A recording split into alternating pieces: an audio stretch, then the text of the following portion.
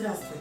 В сегодняшнем видео вы узнаете, как можно сделать такой изумительный камин в домашних условиях своими руками из подручных материалов, которые остались у вас после ремонта. Здесь мы использовали старую коробку из-под телевизора и небольшие коробочки, которые у нас оставались от заказов, а также остатки обоев,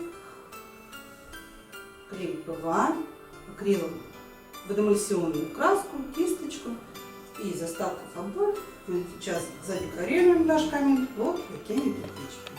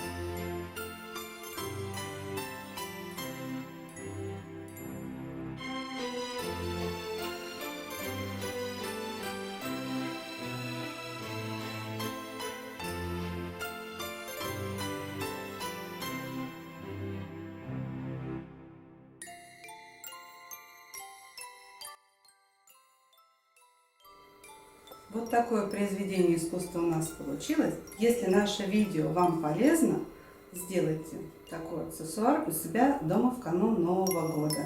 Ставьте классы, пишите комментарии. Всем пока-пока!